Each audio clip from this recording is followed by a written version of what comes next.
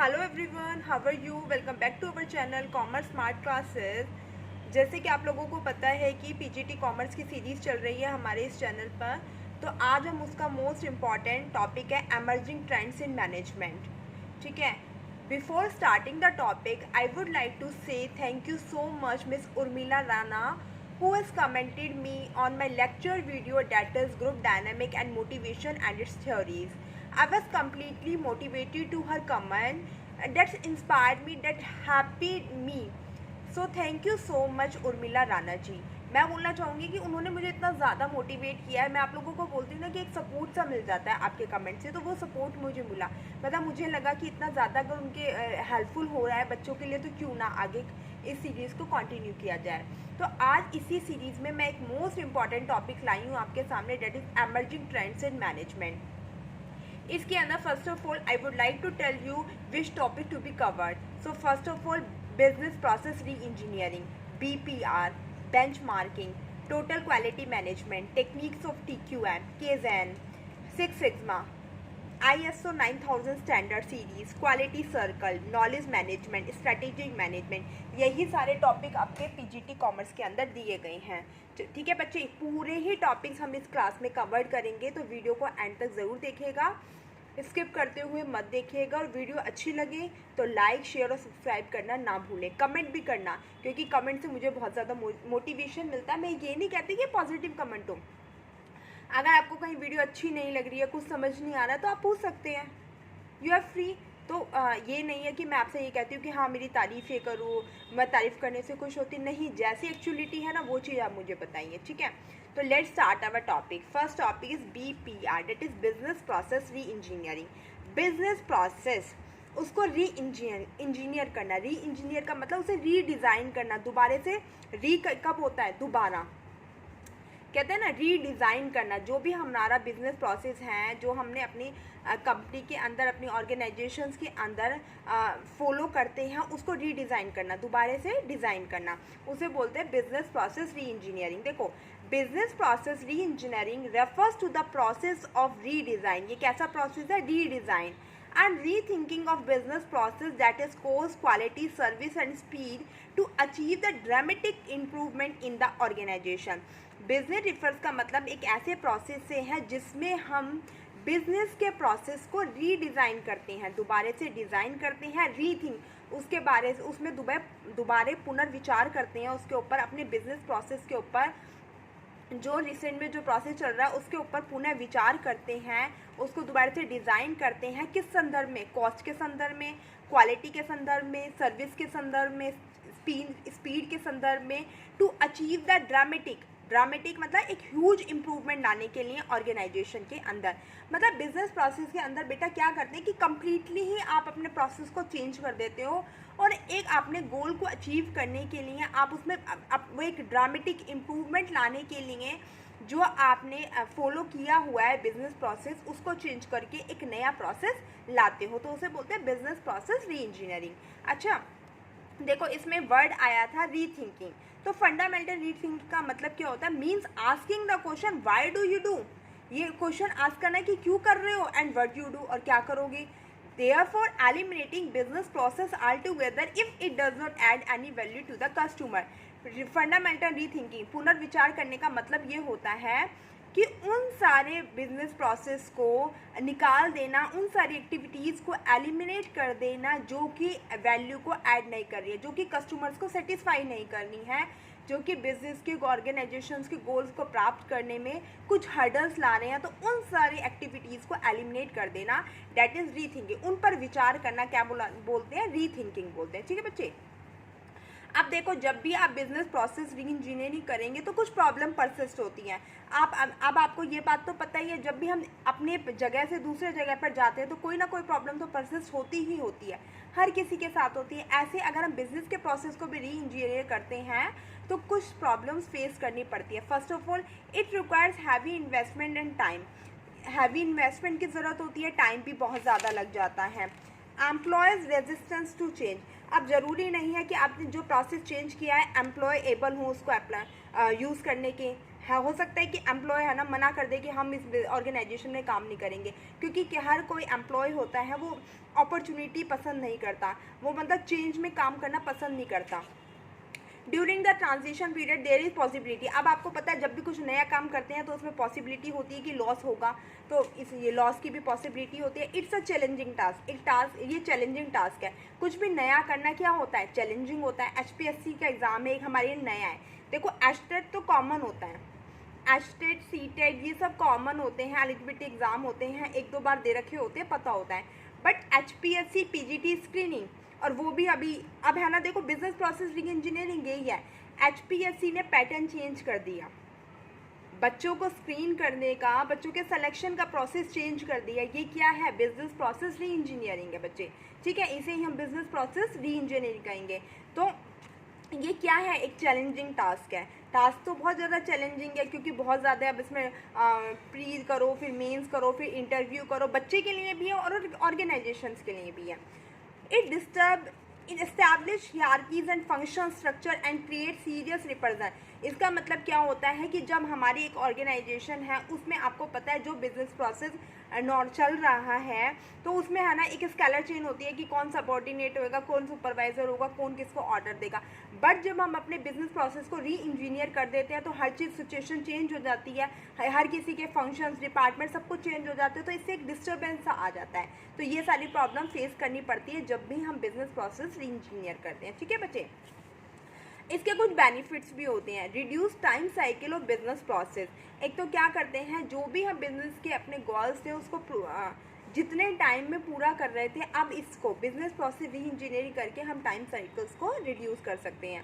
Speed से, मतलब हम अपना काम स्पीड से कर सकते हैं, क्योंकि प्लान कर लेंगे तो हमारा काम ईजी हो जाएगा, प्लान है ना, और टाइम साइकिल भी रिड्यूस हो जाएगी। Eliminate unnecessary steps to the process, process में से अननेसेसरी स्टेप्स को क्या कर देते हैं, एलिमिनेट कर देते हैं। कस्टमर्स को सेटिस्फाई करना, इनका मेन मोटो ही क्या होता है, कस्टमर्स को सेटिस्फाई करना, कस्टमर्स को वैल्यू प्रोवाइड करना, प्रोडक्ट के अंदर कस्टमर्स को वैल्यू ऐड करना, जिसे वैल्यू चेन एनालिसिस भी कहते हैं। एक्वायर न्यू टेक्नोलॉजी को एक्वायर करना।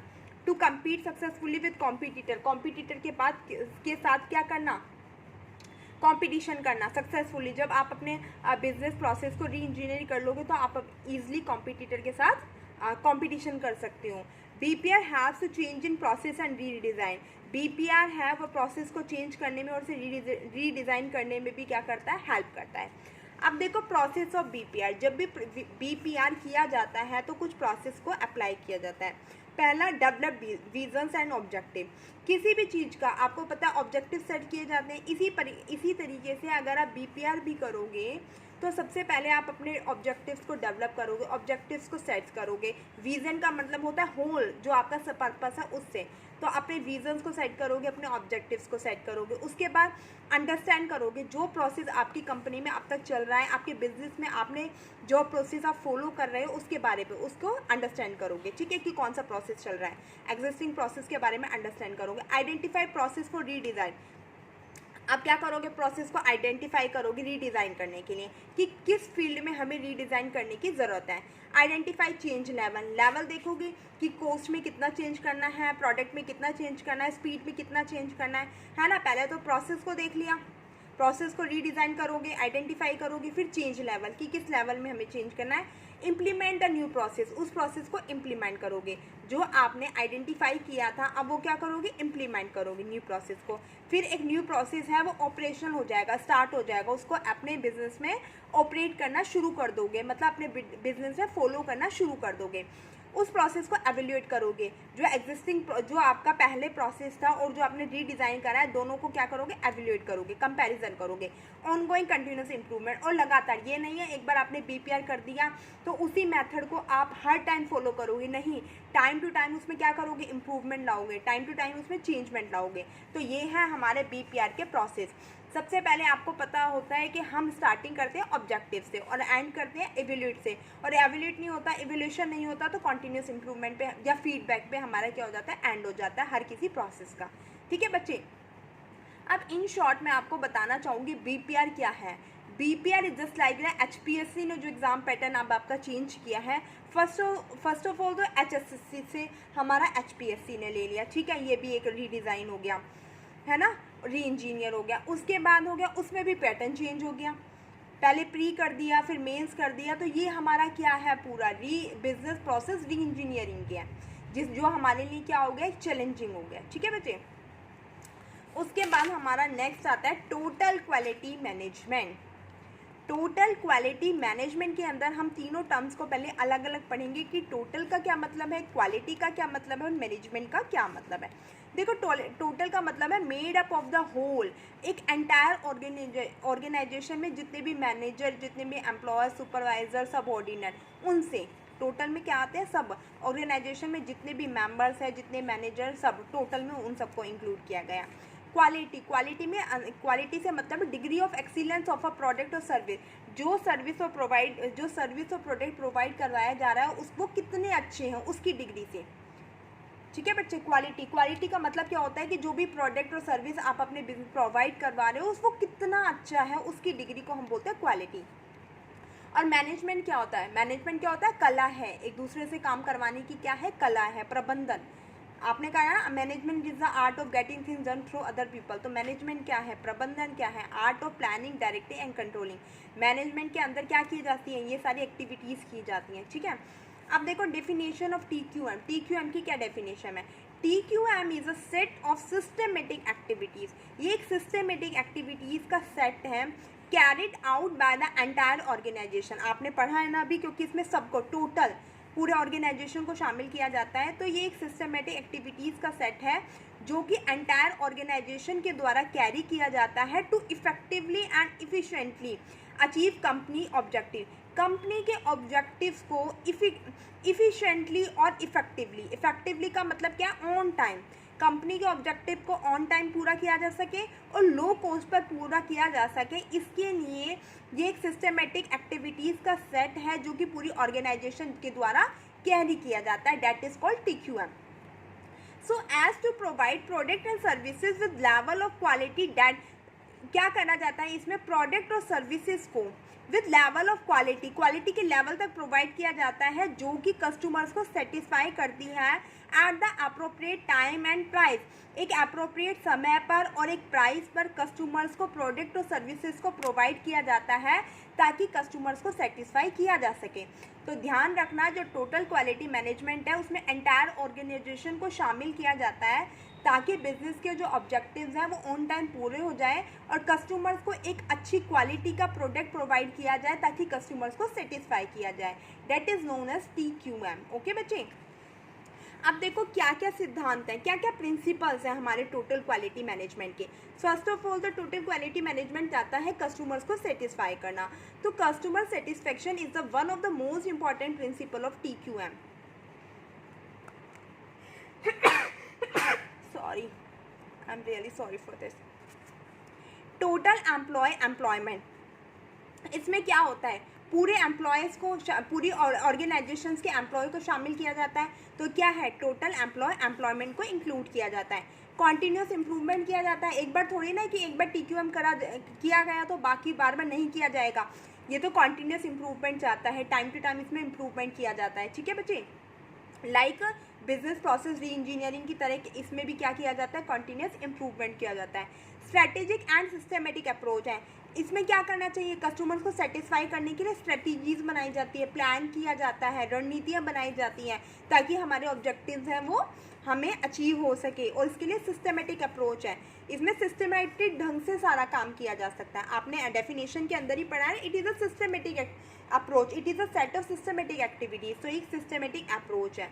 इंटीग्रेटिव सिस्टम है, सबको साथ लेके चलता है, ये तो है नहीं कि टॉप लेवल मैनेजमेंट है उसने चेंज कर दिया और सब लोग इसको नहीं, पूरी एंटायर ऑर्गेनाइजेशन को इसमें शामिल किया जाता है, that is a integrated system. Fact based decision making, इसमें फैक्ट्स को शामिल करके डिसीजन लिया जाता है, तो that is a fact based decision making, ठीक है।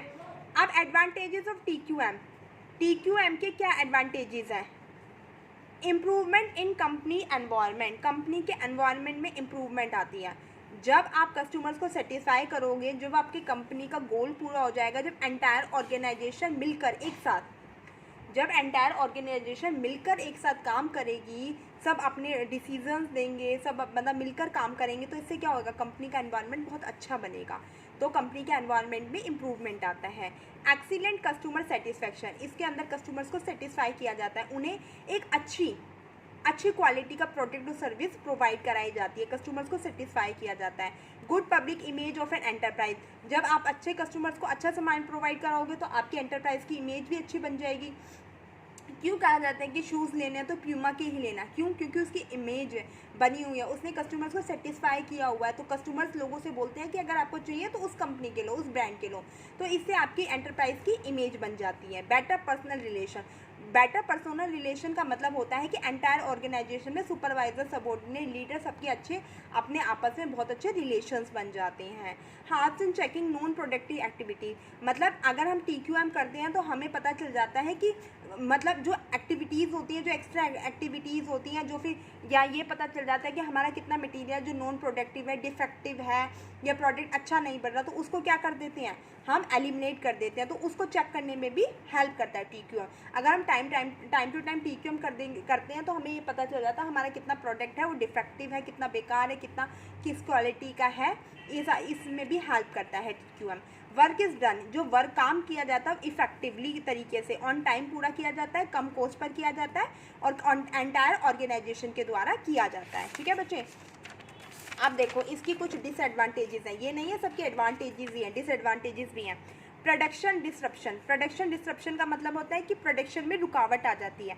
अब देखो कैसे प्रोडक्शन में रुकावट आएंगी, अब TQM आपको करना है, कस्टमर्स को अच्छा प्रोडक्ट आप प्रोवाइड कराना चाहते हो, तो आप क्या करोगे, प्रोडक्ट की क्वालिटी की ओर ध्यान दे रहे हो, तो अपने जो एम्प्लॉयज़ हैं उनको आपको ट्रेनिंग देना पड़ेगा, है ना, ताकि आप है ना कम कॉस्ट पर अच्छा प्रोडक्ट उन्हें अवेलेबल करवाओ। तो इसमें आप क्या करोगे, आपका मतलब आपके जो कंपनी के एम्प्लॉयज़ हैं वो 8 to 9 आवर्स वर्किंग आवर्स काम करते हैं, उनको आप अगर आप ट्रेनिंग दोगे तो आपका काम रुक जाएगा, आपका प्रोडक्शन रुक जाएगा, तो ये प्रोडक्शन डिसरप्शन में भी एक सबसे बड़ा डिसएडवांटेज है कि हमें इसके अंदर TQM के अंदर हमें अपने एम्प्लॉयज़ को ट्रेनिंग देनी पड़ती है, और एम्प्लॉयज़ को ट्रेनिंग देती है तो हमारे प्रोडक्शन में हर्डल्स आ जाते हैं और डिसरप्ट हो जाती है। एम्प्लॉय रेजिस्टेंस, अब आप अपने एम्प्लॉयज़ को बताओगे कि भाई हमारा ये टारगेट है, ऐसी क्वालिटी बनानी है, इस तरीके का है। अब हर कोई एम्प्लॉय है वो उस चीज़ को एक्सेप्ट करना नहीं चाहता है, तो employ resistance to change, employ है पसंद नहीं कर सकता, हो सकता है वो आपके ऑर्गेनाइजेशन को छोड़कर चला जाए, है ना। क्वालिटी एक्सपेंसिव, अगर आप क्वालिटी में चेंज करते हो तो हो सकता है कि वो एक्सपेंसिव हो, है ना। डिस्करेज क्रिएटिविटी, डिस्करेज क्रिएटिविटी का मतलब होता है कि इसके अंदर एक प्लान सेट कर लिया जाता है, उस प्लान के अकॉर्डिंग काम किया जाता है, एक स्ट्रेटजीज के अकॉर्डिंग काम किया जा सकता है, तो एम्प्लॉय होते हैं अपनी क्रिएटिविटी को शो नहीं कर सकता, एम्प्लॉय अपनी नहीं चला सकता, उसको जो बता दिया जाता है उसी बेस पे उसे काम करना पड़ता है, तो that is discourage the creativity, creativity को क्या करता है, ये डिस्करेज करता है। अच्छा बेटे, इसके अंदर एक ना PDCA साइकिल है, PDCA साइकिल बोल दो या डैमिंग साइकिल बोलो, किसी भी नाम से बोल सकते हो, और ये मोस्ट इंपॉर्टेंट कंसेप्ट है टोटल क्वालिटी मैनेजमेंट के अंदर, ये मोस्ट इंपॉर्टेंट कंसेप्ट है, तो आप ध्यान से इस बार पढ़ लेना। PDCA साइकिल को डैमिंग साइकिल भी बोलते हैं। देखो, P stand for plan, D stand for do, C stand for check and A stand for act. सबसे पहले आप प्लान करोगे कि आपको क्या करना है, फिर क्या करोगे, डू उसको करोगे, फिर चेक करोगे, कंपेयर करोगे और फिर उसको अप्लाई करोगे, तो प्लान, डू, चेक, एक्ट, इसको बोलते हैं PDCA मॉडल। जब भी एक टोटल क्वालिटी मैनेजमेंट में हम इम्प्रूवमेंट चाहते हैं, अपनी क्वालिटी एक बेस्ट प्रोडक्ट प्रोवाइड करवाना चाहते हैं, अपने कस्टमर्स को सेटिस्फाई करना चाहते हैं, तो हमें यही प्रोसेस अप्लाई करना पड़ता है, हमें यही 4 प्रोसेस है उसे अपनी ऑर्गेनाइजेशन में फॉलो करना पड़ता है। ठीक है, सबसे पहले प्लान करना पड़ता है, फिर डू, फिर चेक, फिर act, and that is also known as Deming cycle, इसे डैमिंग साइकिल भी बोलते हैं।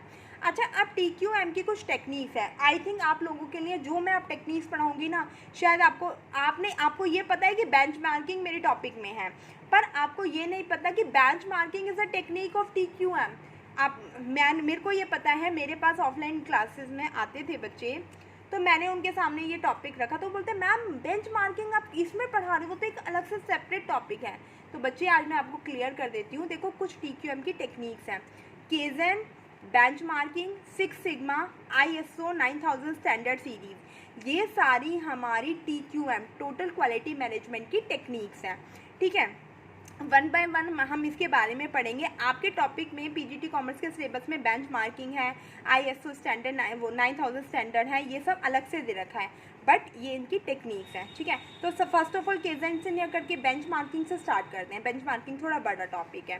देखो बेंचमार्किंग क्या होता है, मैं पहले आपको ओवरव्यू दे देती हूँ। बेंचमार्किंग क्या होता है, अब आपकी कंपनी है, आपने कोई भी कंपनी खोल रखी है, तो आप क्या करते हो, अपनी कंपनी की परफॉर्मेंस अपनी ही फील्ड में जो सबसे बेस्ट कंपनी होती है ना, उसकी परफॉर्मेंस ही करते हो। जैसे मान लो मेरा स्कूल है, ठीक है, मैं ये देखूंगी कि मेरे स्कूल में जो बच्चे हैं वो 200 है, क्या है, 200 है।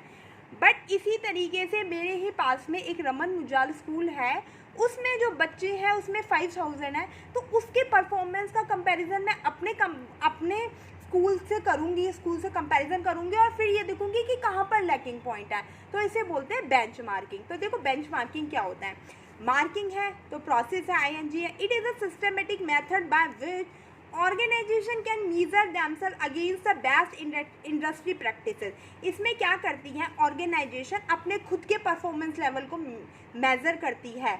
अपने खुद के परफॉर्मेंस लेवल को मेज़र किससे करती है, बेस्ट इंडस्ट्री प्रैक्टिस, उसके अंतर्गत जो सबसे बेस्ट होती है उससे। जैसे कार है, कार में आपको पता है Maruti car is a best industry, तो है ना, कार की कंपनियां जैसे टोयोटा वगैरह होती हैं वो किससे कंपैरिजन करती हैं, मारुति कार से करती हैं, मारुति कंपनी से करती हैं। तो इसी तरीके से अपनी जो परफॉर्मेंस है, अपनी ऑर्गेनाइजेशन की परफॉर्मेंस है, वो सबसे बेस्ट इंडस्ट्री है, उनसे करना बेंचमार्किंग कहलाता है। It allows organization to define specific gap in performance and to select the process to improve. ये क्या करता है, ऑर्गेनाइजेशन को अलाउ करता है कि वो अपनी परफॉर्मेंस को कंपैरिजन करें बेस्ट इंडस्ट्री के परफॉर्मेंस से, और जो गैप परसिस्ट होता है उसको आइडेंटिफाई करें कि कहाँ गैप है। मेरे स्कूल में 200 बच्चे पढ़ रहे हैं, मेरे बेस्ट इंडस्ट्री जो स्कूल है, बेस्ट स्कूल है, उसमें 5000 बच्चे पढ़ रहे हैं, कहाँ ऐसी कमी रह गई जो मेरे स्कूल में इतने कम बच्चे हैं, कहाँ ऐसा लैकिंग पॉइंट रह गया, कहाँ इतना बड़ा बिग गैप है, कहाँ इतनी बड़ी कमी है जो ये पूरी नहीं कर पा रहे, तो उसको आइडेंटिफाई करना और फिर एक अच्छे से एक बेस्ट प्रोसेस को सेलेक्ट करना ताकि आप भी इम्प्रूवमेंट कर सको, तो इसे बोलते हैं बेंचमार्किंग। आई थिंक आपको समझ में आ गया होगा कि अपनी तुलना, मान लो अपनी तुलना का मतलब ये होता है कि बच्चे आपके एग्ज़ाम में आए हैं 100 में से 30 मार्क्स और एक बच्चा है उसके आए हैं 100 में से 90 मार्क्स, तो वो 90 मार्क्स वाले बच्चे की परफॉर्मेंस, मतलब 90 मार्क्स वाले बच्चे से अपनी परफॉर्मेंस की तुलना करेगा, कंपैरिजन करेगा कि कहाँ कमी रह गई, कहाँ इतना गैप परसिस्ट हो रहा है, क्यों हो रहा है, क्या रीज़न है, कहाँ कमी रह गई, फिर उस अकॉर्डिंग वो प्रोसेस को सेलेक्ट करेगा और इम्प्रूवमेंट करेगा। It enables the company to redesign its product. ये कंपनी को इनेबल बनाती है कि वो अपने प्रोडक्ट सर्विस को रीडिज़ाइन करे, जहाँ पर लैकिंग पॉइंट है, जहाँ पर उसे कमी पता चली है, उस अकॉर्डिंग वो आइडेंटिफाई करके अपने प्रोडक्ट और सर्विस को रीडिज़ाइन करे, रीप्रोसेस करे to achieve outcome that meet customer expectation. Outcomes को अचीव करने के लिए जो कि कस्टमर्स की सेटिस्फेक्शन को, एक्सपेक्टेशंस को पूरा कर पाएँ। अब देखो बेंचमार्किंग की डेफिनेशन है, इट इज़ अ प्रोसेस, ये एक प्रोसेस है of measuring the performance of an organisation. Organisation के परफॉर्मेंस को मेजर करने के लिए एक प्रोसेस है to the best industry performance, जो बेस्ट इंडस्ट्री परफॉर्मेंस है उससे कंपैरिजन करना है अपनी ऑर्गेनाइजेशन की परफॉर्मेंस का, ठीक है बच्चे। कुछ स्पेशल एरिया होते हैं जैसे क्वालिटी प्रोसेस है, वेयर हाउसिंग डिस्ट्रीब्यूशन है, ट्रांसपोर्टेशन है, इन्वेंट्री कंट्रोल है, इन्वेंट्री मैनेजमेंट है, एम्प्लॉय ट्रेनिंग है, ये कुछ स्पेशल एरियाज है बेंचमार्किंग में। अब बेंचमार्किंग के भी टाइप होते हैं, इंटरनल बेंचमार्किंग होती है, एक्सटर्नल बेंचमार्किंग होती है, कॉम्पिटिटिव बेंचमार्किंग होती है, स्ट्रेटेजिक बेंचमार्किंग होती है, परफॉर्मेंस बेंचमार्किंग होती है, प्रोसेस बेंचमार्किंग होती है। सबसे पहले मैं आपको बताऊंगी इंटरनल बेंचमार्किंग। इंटरनल बेंचमार्किंग में क्या करता है, एक ऑर्गेनाइजेशन अपने ही ऑर्गेनाइजेशन के अंदर डिफरेंट डिपार्टमेंट होते हैं ना, sale department, purchase department, account department, उनका आपस में कंपैरिजन करता है। ये विद इन द ऑर्गेनाइजेशन होती है, उसमें अपने ही ऑर्गेनाइजेशन के अंदर जो डिपार्टमेंट होते हैं उनके फंक्शंस का, उनका आपस में कंपैरिजन किया जाता है, उनकी परफॉर्मेंस का कंपैरिजन किया जाता है, तो उसे बोलते हैं internal benchmarking, that is occur within the organisation. External benchmarking क्या होती है, सेम जैसा हम प्रोडक्ट बना रहे हैं, जैसा हम ऑपरेशंस कर रहे हैं, ऐसे ही हमारे जैसे दूसरा कोई ऑर्गेनाइजेशन है वो कर रही है, उसके साथ अपनी इंडस्ट्रीज़ का क्या करना, कंपैरिजन करना, उसे बोलते हैं external external benchmarking. It involves comparison of similar operation system process with external organization. बाहर की ऑर्गेनाइजेशन जिनके सिमिलर ऑपरेशन है, सिस्टम है, प्रोसेस है, उनके साथ क्या करना, कंपैरिजन करना. कॉम्पिटिटिव बेंचमार्किंग क्या होते हैं? It involve analyse the performance practice of best in class companies. जो बेस्ट है, सबसे बेस्ट है, उनके प्रोसेस को, उनके परफॉर्मेंस को एनालाइज करना, कॉम्पिटिट करना, जो सबसे बेस्ट है. स्ट्रेटेजिक बेंचमार्किंग क्या होती है? The main goal is to learn from the success of other.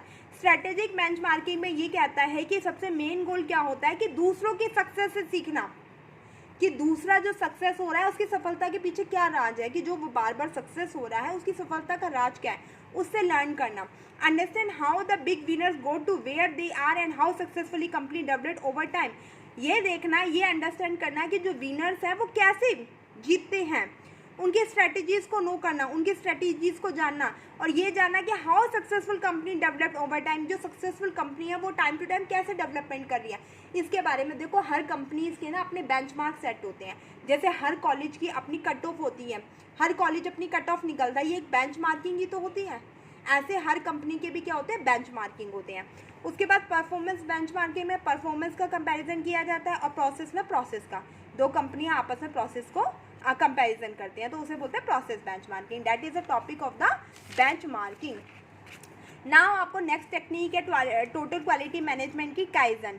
Kaizen, kaizen दो वर्ड से मिलकर बना है. काई मतलब चेंज, दैन मतलब गुड्स. चेंज इन गुड्स, क्या?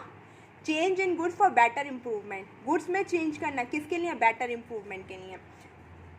Kaizen means change for the better और कंटिन्यूस इंप्रूवमेंट, कि चेंज करना, क्यों? अच्छे और कंटिन्यूस इंप्रूवमेंट के लिए चेंज लाना. किसके अंदर? अपने प्रोडक्ट के अंदर चेंज लाना ताकि बेटर इंप्रूवमेंट किया जा सके. Kaizen, change, good. देखो, काइजन का जो कॉन्सेप्ट है, ये टर्म है, ये किसने दिया? सबसे पहले तो बेटा काइजन एक जापानीज टर्म है. सबसे पहले आपको अगर पूछे कि काइजन कैसी टर्म है, तो काइजन एक जापानीज टर्म है, और काइजन को देने वाले थे मसाकी इमाई. काइजन टर्म किसने दी है? मसाकी इमाई ने दी है. Made the term famous in his book kaizen. जो मसाकी इमाई हैं उन्होंने अपनी फेमस बुक में इस टर्म को दिया, that is known as kaizen. उनकी बुक का नाम क्या है? काइजन. उन्होंने काइजन में उन्होंने 5S को डिस्क्राइब किया है. ये 5S है ना, ये तो आपके जापान लैंग्वेज में लिखे हुए हैं, और ये हैं हमारी लैंग्वेज में लिखे हुए हैं. तो देखो, सीडी, फर्स्ट एस क्या है? सीडी. फिर सीशन, सीशो, सिकेस्टू, सिटशोक, सिटसुके. सीरी, सिटीशन, सीशो, सिकेस्टू, सिटसुके. सीडी का मतलब क्या होता है? सोर्ट आउट करना. सिटीशन का मतलब होता है ऑर्गेनाइज करना. सीसो का मतलब होता है शाइन द वर्क प्लेस. सिकेट्सू का मतलब होता है रेफर्स टू स्टैंडर्डाइजेशन. और सिटसुके का मतलब होता है सेल्फ डिसिप्लिन. देखो इसका मतलब क्या है, मैं आपको इजीली लर्न करवाती हूँ.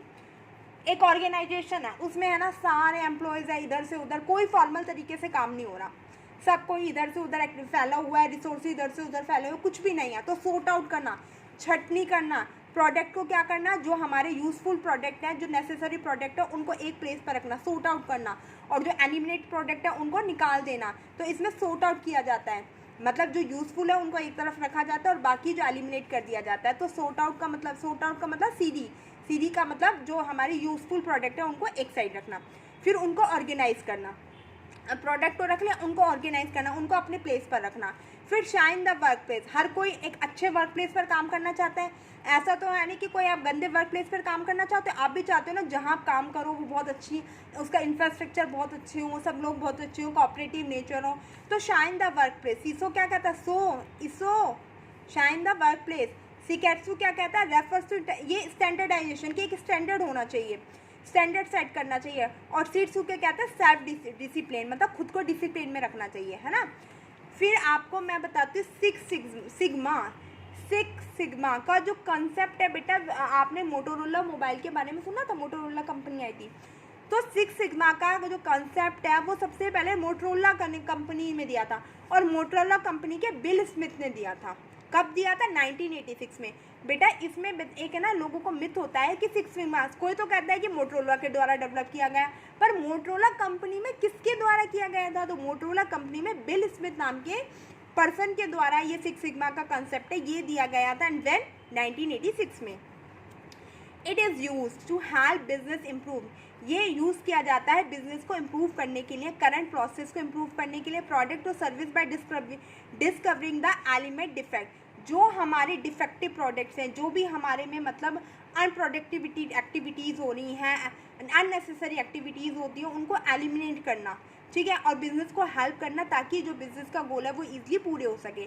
तो ये हेल्प करता है बिज़नेस को इम्प्रूव करने में, उसके प्रोसेस को इम्प्रूव करने में, प्रोडक्ट और सर्विस को इम्प्रूव करने में। किस कैसे? जो एलिमिनेट डिफेक्ट है उनको डिस्कवर करके, उनका पता लगा के, खोजबीन करके कि हमारे बिजनेस प्रोसेस के अंदर कौन सी ऐसी एक्टिविटीज़ हैं जो हमारे बिजनेस के गोल को पूरा नहीं होने दे रही हैं, उन एक्टिविटीज़ को एलिमिनेट करना, ठीक है। इसका पर्पस होता है work faster with fewer mistake, कि जल्दी से जल्दी स्पीडली काम करना विथ फ्यूअर मिस्टेक तो देखो होती हैं, बट वर्क को फास्टर करना। वर्क कैसे काम फास्ट होएगा? जब आपके बिजनेस में से जो वेस्टिंग एक्टिविटीज़ हैं, जो अननेसेसरी एक्टिविटीज़ हैं, वो एलिमिनेट हो जाएंगी। जब आपको सिक्स सिग्मा के द्वारा ये पता चल जाएगा कि आपके बिजनेस में कौन सी ऐसी एक्टिविटीज़ है जो नॉन यूज़फुल है, तो आपका काम क्या होगा? जल्दी होगा। तो सिक्स सिग्मा के अंदर हम अपनी जो बिजनेस के अंदर जो नॉन यूज़फुल एक्टिविटीज़ होती है ना, उनको एलिमिनेट करते हैं, उसका पता लगाते हैं, ठीक है।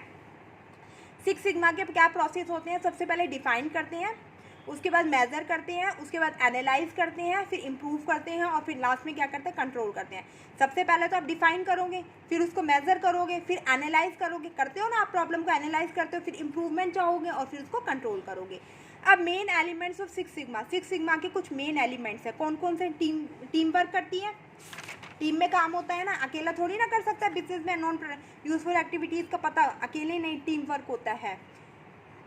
पर्सनल डिसिप्लिन होता है, improved moral, quality circle, suggestion for improvement, किसकी सजेशन देते हैं? इम्प्रूवमेंट के लिए। उसके बाद आपका आता है next technique of total quality management, that is ISO 9000 standard series. इसके अंदर बेटा स्टैंडर्ड सेट किए जाते हैं, हर प्रोडक्ट के स्टैंडर्ड सेट कर दिए जाते हैं, और वो प्रोडक्ट उन स्टैंडर्ड्स के अकॉर्डिंग खरीदा जाता है। जैसे आपने देखा होगा कि गोल्ड है, जो गोल्ड को हम खरीदते हैं तो उसमें देखते हैं ना हॉलमार्क का साइन है या नहीं है। फूड प्रोडक्ट को खरीदते हैं तो हम देखते हैं FSI का साइन है या नहीं। इलेक्ट्रिक अप्लाइंसेस को खरीदते हैं तो देखते हैं ISI का साइन है या नहीं। तो कुछ स्टैंडर्ड्स को सेट कर दिया गया है। It is a set of international standard, ये एक इंटरनेशनल स्टैंडर्ड का सेट है on quality management. It tells, ये बताता है how the company is doing work well according to standard, ये बताता है कि कंपनी कितने अच्छे से काम कर रही है स्टैंडर्ड्स के अकॉर्डिंग। जो स्टैंडर्ड, जैसे गोल्ड कंपनी के लिए हॉलमार्क का साइन सेट कर दिया गया, तो कंपनी अकॉर्डिंग टू स्टैंडर्ड कितना अचीवमेंट कर रही है, कितने अच्छे से काम कर रही है, तो उसे बोलते हैं ISO 9000 स्टैंडर्ड सीरीज। इसके अंदर बहुत सारे स्टैंडर्ड्स हैं, आपके एग्जाम पॉइंट ऑफ व्यू से इंपॉर्टेंट नहीं है, होते तो मैं आपको यहाँ पर दे देती। फिर होता है क्वालिटी सर्कल। देखो क्वालिटी सर्कल में क्या होता है, एक छोटा सा, मान लो ये है, सर्कल बना लिया, ठीक है, इसमें 8 से 10 लोग बैठ जाते हैं और अपनी एक जिनकी सेम प्रॉब्लम होती है ना, मान लो किसी की प्रॉब्लम होती है कि उनका मतलब काम समझ नहीं आ रहा है या कुछ भी है, तो सेम प्रॉब्लम वाले 8 से 10 लोग हैं, वो बैठ जाते हैं और अपनी प्रॉब्लम पर क्या करते हैं? डिस्कशन करते हैं, ठीक है। तो उसे बोलते हैं क्वालिटी सर्कल। क्वालिटी सर्कल देखो क्या होता है। Quality circle is a small group, एक स्मॉल ग्रुप होता है किसका? एम्प्लॉयज़ का, belonging to the similar work area, जो कि सिमिलर वर्क एरिया से बिलोंग करते हैं, सबका काम करने का जो एरिया है वो सेम होता है। क्वालिटी सर्कल के अंदर एम्प्लॉयज़ का एक छोटा सा ग्रुप बना दिया जाता है, जिसके अंदर जो सेम एरिया में काम करने वाले एम्प्लॉयज़ होते हैं। It is based on voluntary, ये अपनी मर्जी से बनाया जाता है, ये एम्प्लॉयज़ होते हैं अपनी मर्जी से बनाते हैं। दे मेक ग्रुप, वो ग्रुप बनाते हैं, क्यों बनाते हैं? To discuss on quality problem पर डिस्कस करने के लिए, इन्वेस्टिगेट करने के लिए, कॉज का पता लगाने के लिए, रिकमेंड सॉल्यूशंस को रिकमेंड करने के लिए वो क्या बनाते हैं? ग्रुप को बनाते हैं। इसके अंदर मैंने बताया छोटा ग्रुप होता है, ओनली 6 से 8 मेंबर्स होते हैं, ठीक है। क्वालिटी सर्कल को दूसरे नाम से भी बोला जाता है, एग्जाम में आपका कंफ्यूजिंग टॉपिक ही यही है क्वालिटी सर्कल का। आपको तो पता है क्वालिटी सर्कल है ना, आपके सिलेबस में तो क्वालिटी सर्कल दे रखा है, बट क्वालिटी सर्कल्स के कुछ और भी नाम है, अदर नेम भी है।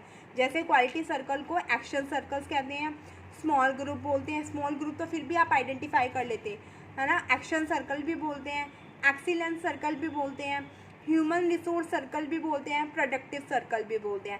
That are the other names of quality circle, ये क्वालिटी सर्कल के कुछ अदर नेम है। अब देखो क्वालिटी सर्कल की हिस्ट्री जानते हैं कि क्वालिटी सर्कल आया कहाँ से।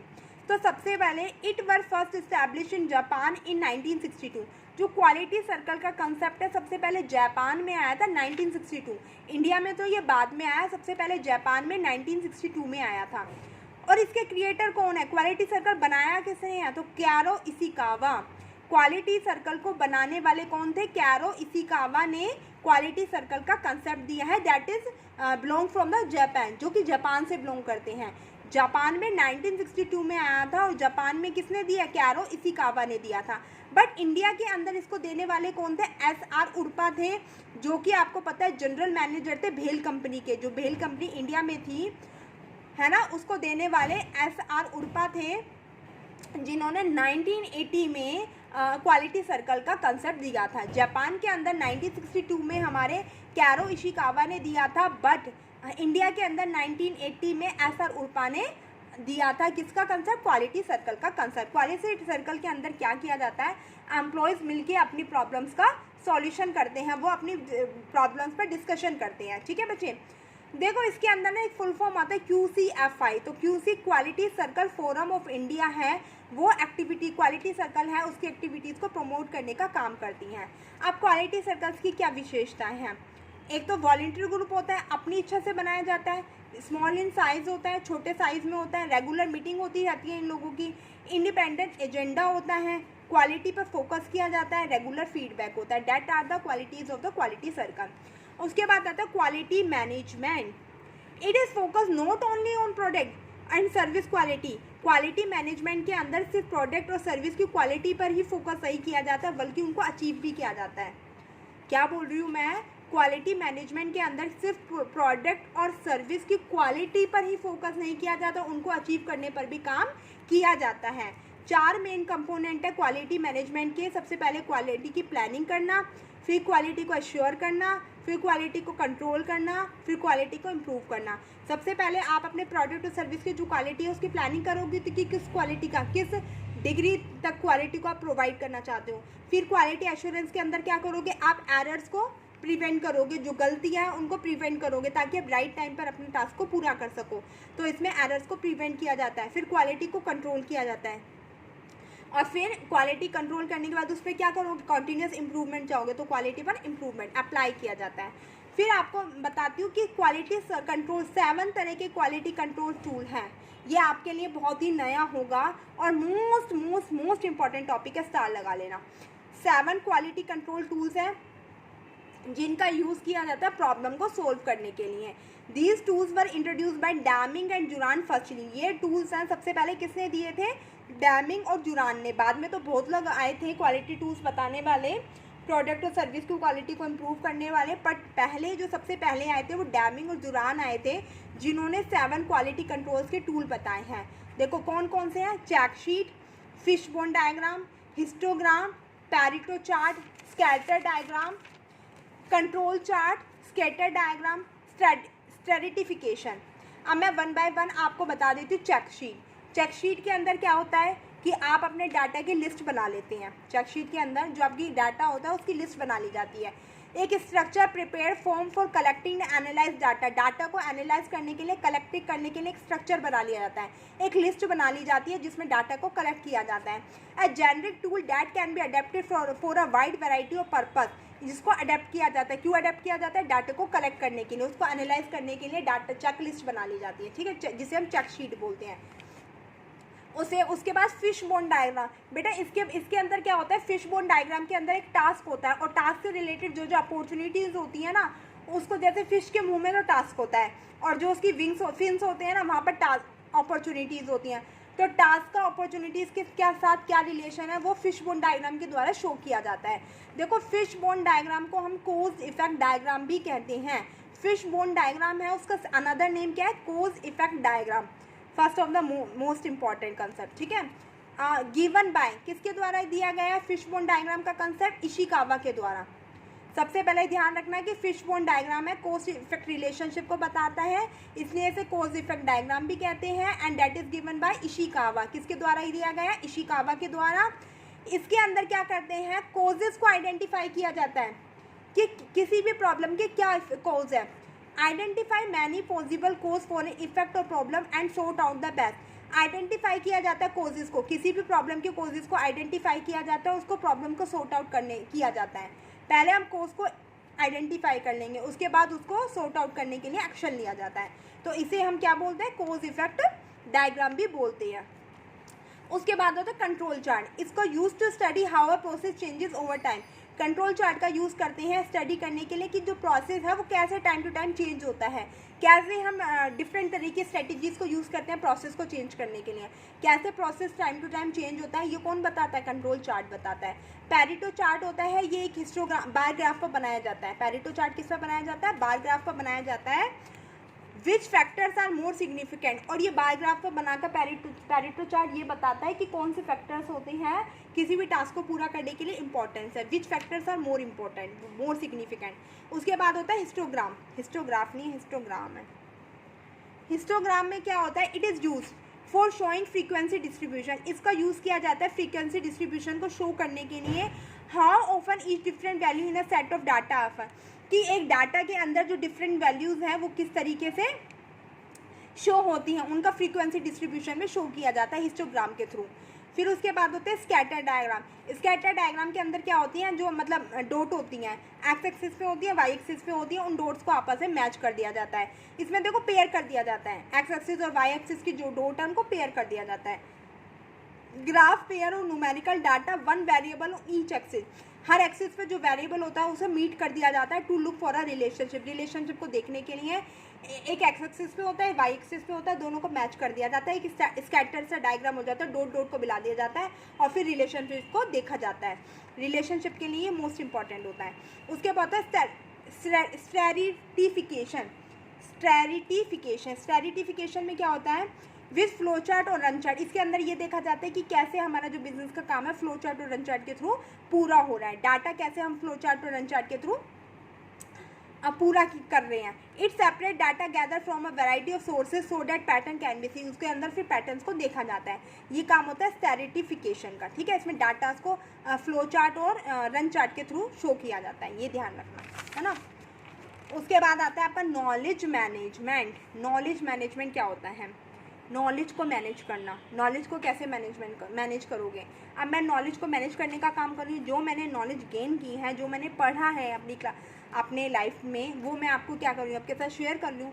जो मेरा एक्सपीरियंस है पढ़ाई का वो मैं आपके साथ शेयर कर रही हूँ, तो ये क्या कर रही हूँ, नॉलेज को मैनेज कर रही हूँ ना। तो अपने एक्सपीरियंस को शेयर करना क्या कहलाता है, नॉलेज मैनेजमेंट कहलाता है ना। तो देखो नॉलेज मैनेजमेंट क्या होता है। Knowledge management is a process of organising, ये भी एक प्रोसेस है। Organising, creating, using and sharing collective knowledge. क्या है, ये एक प्रोसेस है जिसके अंदर हम अपनी कलेक्टिव नॉलेज, जो ऑर्गेनाइजेशन से रिलेटेड हमारी नॉलेज होती है, जो हमने नॉलेज गेन की होती है अपने एक्सपीरियंस से, उस नॉलेज को हम ऑर्गेनाइज करते हैं, क्रिएट करते हैं, यूज़ करते हैं, शेयर करते हैं। जैसे मैंने जो नॉलेज है अपने लाइफ टाइम में गेन की है, मैं उसको क्या कर रही हूँ, ऑर्गेनाइज कर रही हूँ, क्रिएट कर रही हूँ, आपके साथ शेयर कर रही हूँ, यूज़ कर रही हूँ। तो ये क्या एक नॉलेज मैनेजमेंट है, ठीक है बच्चे, ये क्या है, एक नॉलेज मैनेजमेंट है। Successful knowledge management, maintaining information. Successful knowledge management क्या करता है, इन्फॉर्मेशन को मेंटेन करता है इन अ प्लेस, एक प्लेस पर जहाँ पर उसको एक्सेस करना ईजी होता है। सक्सेसफुल नॉलेज मैनेजमेंट के अंदर नॉलेज को ऐसे यूज़ किया जाता है कि जहाँ पर वो इजी हो यूज़ करना। जैसे मुझे अपना यूट्यूब का प्लेटफॉर्म सबसे इजी लगा, अपनी नॉलेज को शेयर करने के लिए यूट्यूब का प्लेटफॉर्म सबसे इजी लगा।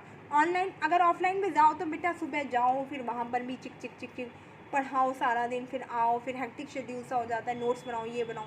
मुझे तो ऑनलाइन सबसे अच्छा लगा, बट आपका सपोर्ट होगा तभी तो, है ना। Types of knowledge management. Knowledge management के टाइप होते हैं। एक्सप्लिसिट नॉलेज होती है, इम्प्लिसिट नॉलेज होती है, टैकिट नॉलेज होती है। एक्सप्लिसिट नॉलेज क्या होती है, जिस नॉलेज को ईजिली राइट कर सकते हैं, शेयर कर सकते हैं। जिस नॉलेज को हम आसानी से, अपनी ऐसी नॉलेज जिसको हम आसानी से लिख सकते हैं, शेयर कर सकते हैं, उस नॉलेज को एक्सप्लिसिट नॉलेज कहते हैं। इम्प्लिसिट नॉलेज क्या होती है, इसको हम अप्लाइड नॉलेज भी कहते हैं। अपनी लाइफ में जब हम अप्लाई करते हैं, जैसे आपने ज्ञान है वो सीख लिया, अब आपने नोट्स बना लिए, बट जब आप अपने HPSC या PGT के एग्ज़ाम में उसको अप्लाई करोगे, उस क्वेश्चंस को अटैम्प्ट करोगे, तो वो कैसी नॉलेज हो जाएगी, इम्प्लिसिट नॉलेज हो जाएगी। एक्सप्लिसिट नॉलेज के अंदर तो आपने नॉलेज को गेन कर लिया, ठीक है। इम्प्लिसिट नॉलेज के अंदर आप उसको अप्लाई करोगे अपने एग्जाम के अंदर। और टैकिट नॉलेज वो होती है जो पर्सनल एक्सपीरियंस से आती है, तो उस नॉलेज को क्या बोलते हैं, टैकिट नॉलेज बोलते हैं। Knowledge gain from personal experience, जो अपने पर्सनल एक्सपीरियंस से गेन की जाती है। उसके बाद होते हैं इस interdisciplinary nature of knowledge management. Knowledge management का क्या इंटरडिसिप्लिनरी नेचर है। Web technology, help desk system, technical writing, cognitive science, artificial intelligence, ये सारे टूल्स हैं जो कि हमें मिलते हैं किससे, नॉलेज मैनेजमेंट। ये नॉलेज मैनेजमेंट के सोर्स कह लो कि नॉलेज मैनेजमेंट, नॉलेज हमें कहाँ कहाँ से मिलती है, इन सब चीज़ों से मिलती हैं। फिर नॉलेज मैनेजमेंट का एक प्रोसेस है। सबसे पहले आप डाटा कलेक्ट करते हो, फिर इंफॉर्मेशन लेते हो, फिर नॉलेज आती है। अब एक पुलिस है, पुलिस के पास मान लो आप FIR करवाने गए, कोई भी केस है उसकी FIR करवाने गए, तो सबसे पहले वो डाटा कलेक्ट करता है कि नहीं करता, इधर उधर से डाटा कलेक्ट करेगा, फिर इंफॉर्मेशन लेगा, कहाँ गए थे, कब गए थे, कैसा हुआ, कौन है, पूरा बैकग्राउंड, और फिर अपनी नॉलेज में उन चीज़ को डाल लेगा, अपनी नॉलेज में डाल लेगा। तो ये क्या होता है, नॉलेज मैनेजमेंट का एक प्रोसेस होता है, जिसके अंदर सबसे पहले डाटा को कलेक्ट करते हो, उसके बाद उसको ऑर्गेनाइज करते हो ठीक तरीके से, है ना। उसके बाद उसको समराइज़ करते हो, उसको मतलब बहुत सारा डाटा आ जाता है, आप बहुत सारे डाटा तो रखना ईजी नहीं होता ना, तो आप क्या कर सकते हो, जो इंपॉर्टेंट है यूज़फुल डाटा उसको समराइज़ कर लेते हो, फिर उसको एनालाइज करते हो, उसका विश्लेषण कर देते हो, फिर उसका संश्लेषण कर लेते हो, सिंथेसाइज कर लेते हो, फिर एंड में क्या ले लेते हो, डिसीजन ले लेते हो। पुलिस एंड में डिसीजन ले लेती है कि ये है क्रिमिनल है या नहीं है, तो क्या करती है, इन सारे स्टेप्स को ही प्रोसेस करती है। यही उसके नॉलेज मैनेजमेंट के स्टेप्स होते हैं जो एक पुलिस को फॉलो करने होते हैं, जो एक पुलिस क्रिमिनल को पकड़ने के लिए फॉलो करती है, अप्लाई करती है, इम्प्लिसिट नॉलेज को यूज़ करती है। सबसे पहले वो डाटा को कलेक्ट करेगी, फिर उस डाटा को ऑर्गेनाइज करेगी, है ना, फिर उस डाटा को क्या करेगी, समराइज़ करेगी, समराइज फॉर्म में रखेगी, एक शॉर्ट ब्रीफ नोट में रखेगी। ये तो है नहीं, बहुत सारी इन्फॉर्मेशन को कलेक्ट करके बेटा कहाँ रखेंगी, इतने सारे केसेस होते हैं, तो उसको समराइज फॉर्म में करेगी, फिर उसको एनालाइज करेगी, फिर उसको सिंथेसाइज करेगी और एंड में वो डिसीजन ले लेती है। तो ये क्या है, नॉलेज मैनेजमेंट का प्रोसेस होता है। उसके बाद नॉलेज मैनेजमेंट के कुछ टूल्स होते हैं, document management system, content management system, intranet, wikis, data warehouse, ये सब क्या है, नॉलेज मैनेजमेंट के टूल्स हैं। उसके बाद बेनिफिट्स होते हैं नॉलेज मैनेजमेंट के, क्या है, नॉलेज है आपको, एक्सपीरियंस है, तो आपका टाइम बच जाएगा, आपकी मनी बच जाएगी, है ना। जब आपको किसी भी चीज़ से नॉलेज होता है तो आपकी गलती भी कम होती है, आपका टाइम भी बच जाता है, आपकी कॉस्ट भी कम आती है, तो इससे आपका टाइम बचता है, कॉस्ट बच जाती है, मनी बच जाती है, एफर्ट्स भी सेव हो जाते हैं। एनहांस कस्टमर सर्विस, कस्टमर्स को सर्विस को एनहांस हो जाती है, बढ़ जाती है। Prevent data breaches, empower decision making में एम्पावरमेंट आ जाती है, कस्टमर सर्विस एनहेंस हो जाती है। तो ये सब क्या, नॉलेज मैनेजमेंट के, एक बिजनेस में अगर नॉलेज मैनेजमेंट को आप अप्लाई करोगे तो ये सारे क्या है, बेनिफिट्स हैं। इससे कस्टमर्स को आप अच्छे से सेटिस्फाई कर पाओगे, कस्टमर्स की सेटिस्फेक्शन एनहेंस हो जाएगी, कस्टमर्स को अच्छी सर्विस प्रोवाइड कर पाओगे, अपने टाइम को सेव कर पाओगे। फिर components of knowledge management system, knowledge management system के क्या क्या कंपोनेंट्स हैं, पीपल, प्रोसेस, टेक्नोलॉजी, स्ट्रेटेजी। अब नॉलेज मैनेजमेंट सिस्टम के अंदर आपको नॉलेज गेन करनी है, ठीक है, आपको इधर उधर से नॉलेज गेन करनी है, तो सबसे पहले कौन गेन करेगा, पीपल ही तो गेन करेगा। और नॉलेज गेन करने के लिए उसे एक प्रोसेस को फॉलो करना पड़ेगा। ऐसा तो है नहीं ना कहीं भी जाके नॉलेज को, जो उससे रिलेटेड लोग हैं उसी से तो नॉलेज गेन करेगा, तो प्रोसेस, फिर टेक्नोलॉजी का यूज़ करेगा और फिर उसके लिए रणनीतियाँ बनाएगा, स्ट्रेटजीज़ बनाएगा, प्लान बनाएगा। तो ये सब क्या है, कंपोनेंट्स हैं हमारे नॉलेज मैनेजमेंट सिस्टम के, ठीक है बच्चे। उसके बाद last but most important topic, that is strategic management, emerging trends in management का लास्ट नॉट लीस्ट, ठीक है, टॉपिक है। Strategic management is dispensable for a company to be more practice that reactive in moulding its own feature. वो क्या कहता है, strategic management क्या होता है, किसी भी काम को पूरा करने के लिए स्ट्रेटजीज़ बनाई जाती हैं, पॉलिसीज़ बनाई जाती हैं, उन पॉलिसीज़ को फॉर्मुलेट किया जाता है ताकि जो हमारे ऑर्गेनाइजेशन के गोल हैं उनको ईजिली पूरा किया जा सके। स्ट्रेटेजिक मैनेजमेंट के अंदर ही आपका प्लानिंग का काम आता है। आपको अगर कोई भी कंपनी के गोल को पूरा करना है या अपने कोई भी एम को, मान लो आपको मैं इजी एग्जांपल देती हूँ, आपको HPSC के गोल को पूरा करना है कि आपको एक गवर्नमेंट जॉब है वो अचीव करनी है, तो उसके लिए आपने क्या बनाई है, स्ट्रेटेजी बनाई या नहीं। विदाउट स्ट्रेटेजी तो कोई नहीं पढ़ सकता। मान लो अगर आप अब बुक खोल के पढ़ने बैठ जाते हो तो क्या आपका एम पूरा हो जाएगा, क्या आपका सिलेबस पूरा हो जाएगा, नहीं हो पाएगा। अगर ठीक है, फिर भी अगर आपको मान लो अभी से टाइम मिला, अभी से पढ़ना चाह रहे हो, तो आपको अपनी स्ट्रेटजी चेंज करनी पड़ेगी, ज़्यादा से ज़्यादा टाइम देना पड़ेगा पढ़ाई को, है ना। तो स्ट्रेटजीज़ बनाई जाती है, किसी भी एम को, किसी भी गोल को पूरा करने के लिए स्ट्रेटजीज़ बनाई जाती हैं, तभी उस गोल को हम पूरा कर सकते हैं। तो जो स्ट्रेटजीज़ बनाई जाती हैं उसी को हम स्ट्रेटेजिक मैनेजमेंट कहते हैं, जो कि हमारे गोल को पूरा करने में हेल्पफुल होती हैं। अब HPSC PGT स्क्रीनिंग का पेपर क्वालिफाई करना है, तो उसके लिए भी तो स्ट्रेटजीज़ बनाई है। मैंने खुद स्ट्रेटजीज़ बना रखी हैं, आपको सिलेबस प्रोवाइड करने के लिए मैंने स्ट्रेटजीज़ बना रखी हैं। मैंने सोच रखा है कि अब मैं आपको सारी मैराथन प्रोवाइड करूँगी, ताकि आपका रिवीजन भी हो जाए और आपको नोट्स भी प्रोवाइड हो जाए। आपको मतलब एग्जाम टाइम में ये नहीं हो कि इधर उधर भटकना पड़े, यहाँ का चैनल सर्च किया, वहाँ चैनल सर्च किया, ईजिली एक सिंगल प्लेटफॉर्म पर आपको सारी चीज़ अवेलेबल हो जाए। तो मैंने एक स्ट्रेटजी बनाई हुई है, तभी तो मैं आपको मैराथन क्लास प्रोवाइड करा रही हूँ, ना तो मेरा भी गला दुख जाता है ना। तो देखो क्या होती हैं स्ट्रेटेजिक मैनेजमेंट। स्ट्रेटजीज़ के कुछ बेनिफिट्स होते हैं। स्ट्रेटजीज़ को सबसे पहले चॉइस करोगे कि कौन सी स्ट्रेटजी है वो पावरफुल है, जो आपके गोल को अचीव करने में हेल्प करेगी। फिर एम्प्लॉयज़ की इफ़िशियंसी को इम्प्रूव करेगी। फोर्ट एनालाइज करते हो, इंटरनल एक्सटर्नल फैक्टर्स को एनालाइज करते हो, प्लानिंग करते हो, ऑर्गेनाइजिंग रिसोर्सेज में हेल्पफुल होती है। हेल्प इन एवोल्यूशन करने में हेल्पफुल होती है। फैसिलिटेट कम्युनिकेशन एंड कोऑर्डिनेशन में हेल्पफुल होती है। हेल्प टू फेस कंपटीशन को फेस करने में हेल्पफुल होती है। ये था हमारा एमर्जिंग ट्रेंड इन मैनेजमेंट का टॉपिक। आई थिंक आपको पसंद आया होगा। अगर पसंद आया तो लाइक, शेयर और सब्सक्राइब करना ना भूलें। Thank you, have a nice day.